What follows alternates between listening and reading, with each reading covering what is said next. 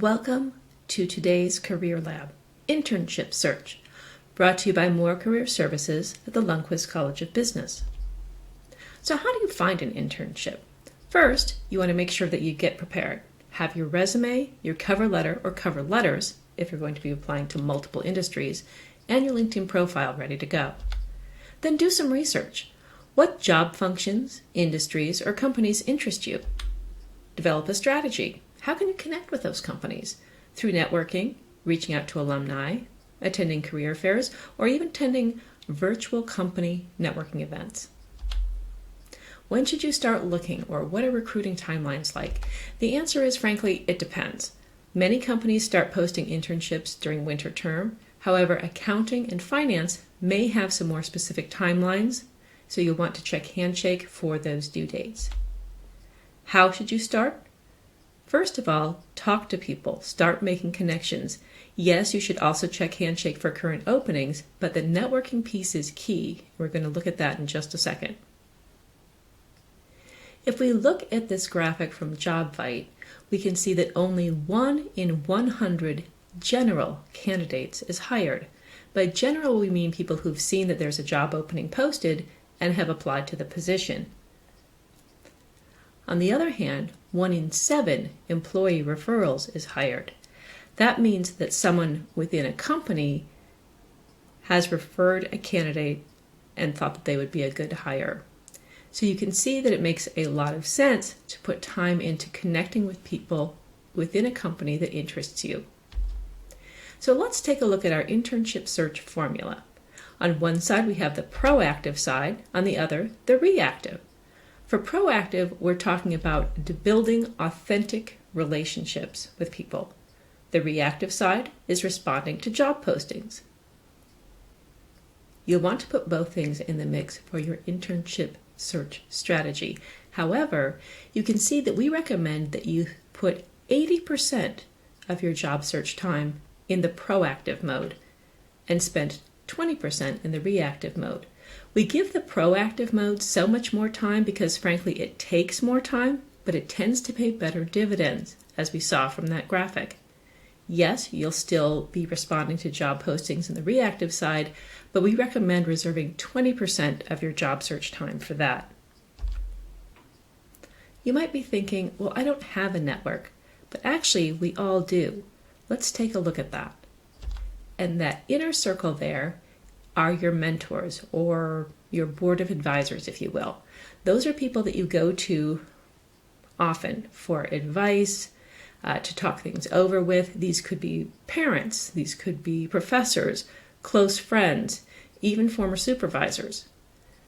These are people who are already in your network. The next ring out are advocates. These are people who know you and believe in you and would recommend you if an opening came up in their company. And then the outside ring are contacts.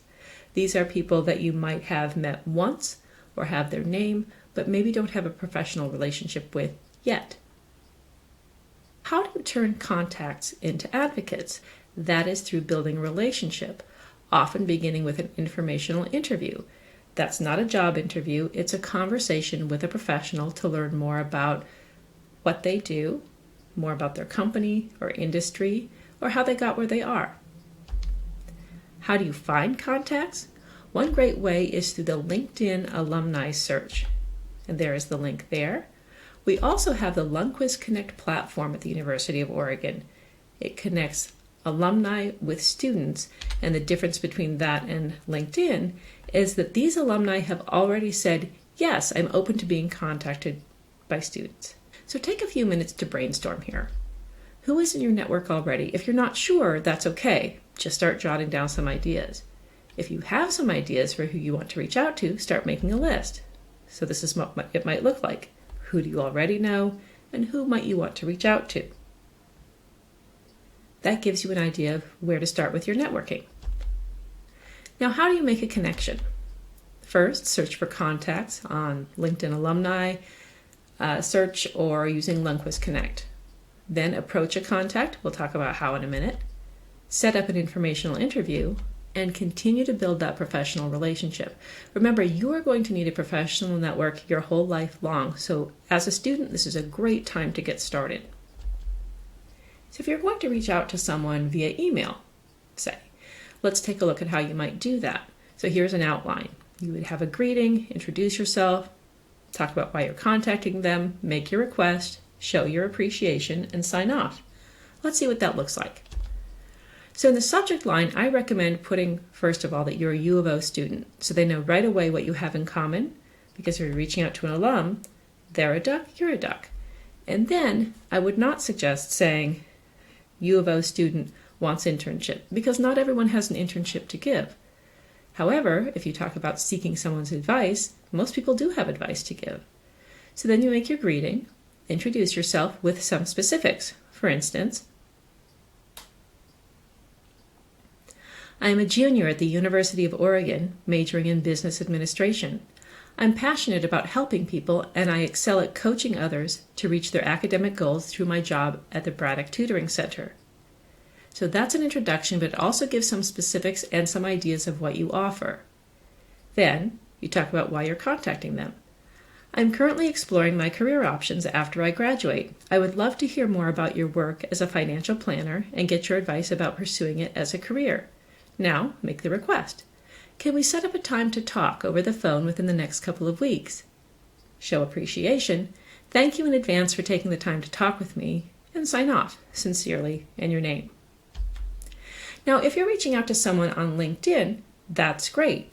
I don't recommend just hitting connect on LinkedIn because that sends a generic message and the person doesn't know you yet.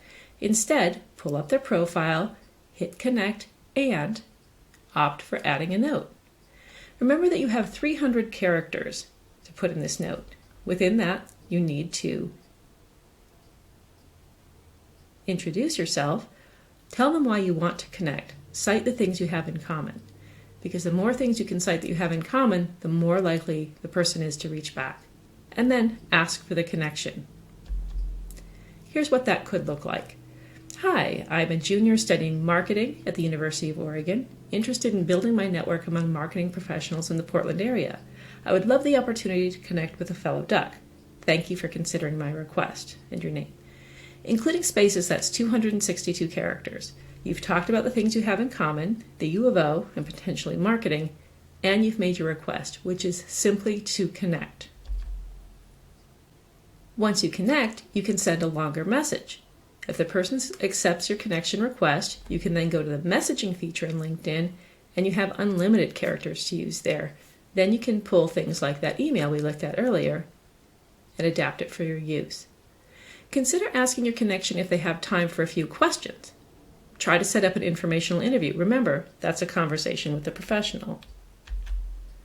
In an informational interview, you might be thinking, well, what do I ask? Well, we've taken this tiara method from Steve Dalton's book, The 2-Hour Job Search Using Technology to Get the Right Job Faster, to give you some ideas. So let's take a look at the tiara method. T stands for trends. You might ask about external trends that could be impacting their business. I stands for insights, asking specifics about their job, challenges, what they enjoy, surprises, etc. A stands for advice, which is pretty self-explanatory. R stands for resources. You could ask them if there is anything that they would recommend that you read or pay attention to as you move forward in this field. A is for assignments, questions about their specific projects.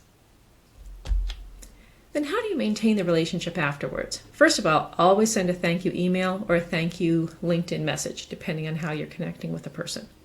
Then keep the connection going.